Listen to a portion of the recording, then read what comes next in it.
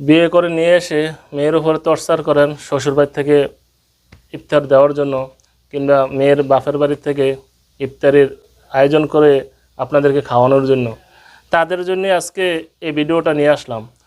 প্রত্যেকে ভিডিওটা দেখুন শেষ পর্যন্ত, তাহলেই বুঝতে পারবেন আমাদের হযরত কিংবা জাহিদ ভাই কি বলেছেন এই ভিডিওতে। আপনারা এখান থেকেই শিক্ষা নেবেন। ভাই বেসন আসেনি আদায় দিয়ে দেন তো। কি ব্যাপার জাহিদ ভাই, খুব গরম দেখা যাইতেছে? সারাদিন রোজা রেখে কি মাথা গরম নাকি? আরে ভাই মাথা গরম হইতো না, সবার হোর বাড়িতে ইফতারি দিলাইছে। কি এক গরিব বাড়ি বিয়ে করছি, এখন আমার বাড়িতে ইফতারি বাড়াতে না। এলাকার মাছাসি রে জিগেনি যে হগলের হোর বাড়িতে কত দাম দিতেছে, তোর হোর বাড়িতে এখনো কি ইফতারিটা আইলো না? এটা আমার কাছে লজ্জার বিষয় কোন। কি অগির বাড়ি বিয়ে করছি, এখনো ইফতারি লই আইছে না। আপনি যে এতটা স্বার্থপর আমি তো জানতাম না। একটা লোক তার মেয়েটাকে ছোট থেকে বড় করলো, লালন পালন করলো, শিক্ষা দীক্ষা দিল, ভরণ পোষণ দিল, এরপরে তার মেয়েটাকে আপনার হাতে তুলে দিল। আপনি এত বড় একটা সম্পদ পাওয়ার পরে সামান্য একটা ইফতারের জন্য এমন করতেছেন? আপনার যদি ইফতারের প্রয়োজন হয় আপনি আমাদের সংগঠনে যোগাযোগ করেন, আমরা সংগঠন থেকে গরিব অসহায়দেরকে ইফতার দিচ্ছি, আপনার লাগলে এখান থেকে নিয়ে যেতে পারেন।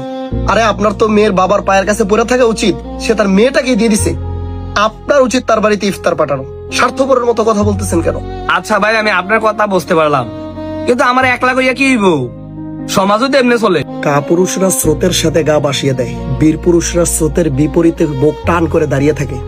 আপনি যদি কাপুরুষ হন, সমাজের এই নোংরা নিয়মের সাথে গা ভাসিয়ে দিবেন। আর যদি বীর পুরুষ হন, তাহলে স্রোতের বিপরীতে সিনা টান করে দাঁড়াবেন এবং সমাজকে পরিবর্তনের হিম্মত নিয়ে সামনে আগাবেন ইনশাআল্লাহ। কি বলেন? ঠিক বলছেন, আমি তো এভাবে ভেবে দেখি নাই।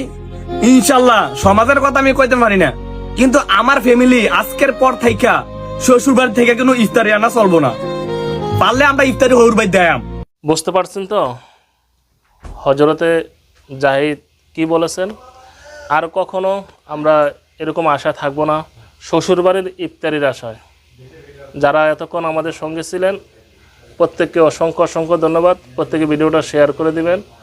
সবাই ভালো থাকবেন, সুস্থ থাকুন। আল্লাহ হাফেজ। আসসালামু আলাইকুম ওয়া রাহমাতুল্লাহ।